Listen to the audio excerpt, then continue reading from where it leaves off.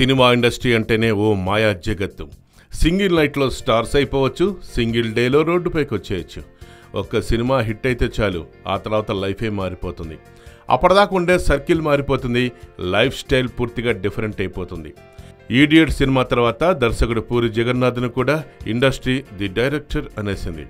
Badri, idiot, అమ్మా నాన్న ఓ తమిళమ్మాయి, Sivamani, Pokiri, business man ఇలా చాలా హిట్స్తో ఉన్న పూరి స్టార్ డైరెక్టర్గా ఎదిగారు. ఇప్పటికీ సమీప గతంలో హిట్స్ లేవు, కానీ పూరి అంటే స్థిరపడిపోయిన బ్రాండ్ మాత్రం అలాగే ఉంది. ఆయన చుట్టూ ఉన్న వలయం కూడా అలాగే ఉండిపోయింది. తాజాగా డ్రగ్స్ కేసులో లిస్ట్ అవుట్ అయిన పేర్లన్నీ పూరి కంపెనీలోని వారివే కావటం ప్రధానంగా గమనించాల్సిన అంశమని అంటున్నారు టాలీవుడ్ జనాలు.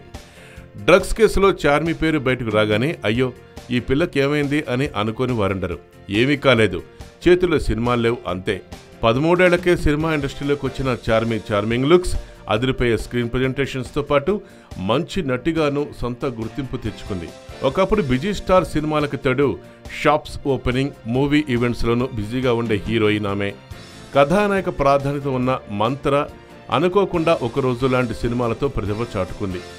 హీరోయిన్ అవకాశాలు తగ్గిపోయిన తర్వాత ఐటెం సాంగ్స్ కూడా చేసింది. జ్యోతిలక్ష్మి సినిమాతో ప్రొడ్యూసర్గా మారిన చార్మి ఆ మూవీలో టైటిల్ రోల్ తర్వాత పూర్తిగా తెరమరుగైపోయింది. ప్రొడ్యూసర్గా కొత్త కెరీర్ ప్రారంభించిందనుకున్న సమయంలో డ్రగ్స్ కేసులో చార్మి పేరు బయటికి రావడం అందరినీ ఆశ్చర్యపరిచింది.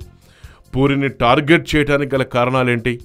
ఎందుకంటే పూరి వల్లే సినిమా ఇండస్ట్రీకి మొత్తానికి డ్రగ్స్ కల్చర్ వచ్చేసిందని పోలీసులు భావిస్తున్నట్లుగా సమాచారం.